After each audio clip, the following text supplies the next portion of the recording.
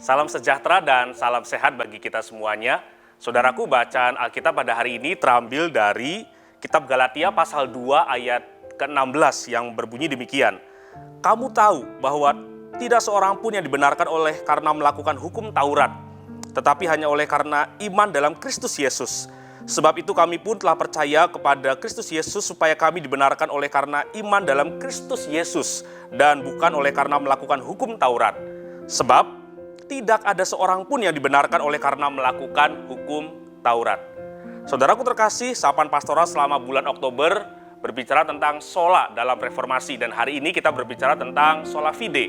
Pengertian sola fide adalah hanya oleh iman saja, dan lebih lanjut ingin memberikan penekanan bahwa hanya oleh iman saja manusia dibenarkan dan diselamatkan.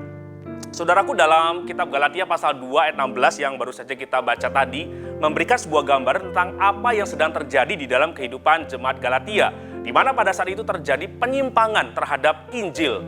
Mereka berpendapat bahwa mereka dapat dibenarkan dan diselamatkan karena melakukan sunat dan melakukan hukum Taurat. Tentu saja hal ini berbeda dengan Injil yang dipercaya dan diberitakan oleh Rasul Paulus. Oleh karena itu, Rasul Paulus merasa perlu untuk meluruskan penyimpangan ini dengan memberikan pengajaran yang benar, yaitu bahwa tidak ada seorang pun yang dapat dibenarkan dan diselamatkan karena melakukan sunat atau hukum Taurat. Tetapi seseorang dibenarkan dan diselamatkan hanya oleh karena iman di dalam Yesus Kristus saja. Saudaraku, melalui sola fide ini juga hendak memberikan kepada kita koreksi. Jikalau selama ini kita mempunyai ajaran atau pemikiran yang salah dan juga semakin memperteguh iman percaya kita kepada Yesus Kristus bahwa kita dibenarkan bukan karena usaha kita, bukan karena perbuatan baik kita, bukan karena ritual keagamaan kita, dan bukan pula karena pelayanan yang kita lakukan selama ini. Tetapi kita, saya dan Anda sekalian, dibenarkan dan diselamatkan oleh Allah hanya oleh karena iman di dalam Yesus Kristus saja. Sesungguhnya bukanlah hal yang mudah untuk meyakini akan kebenaran ini.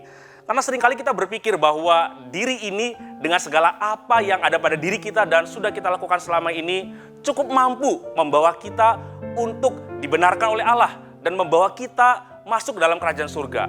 Tapi pertanyaannya, seberapa keras usaha yang sudah boleh kita lakukan? Seberapa banyak perbuatan baik yang sudah kita lakukan? Dan seberapa kudusnya hidup kita?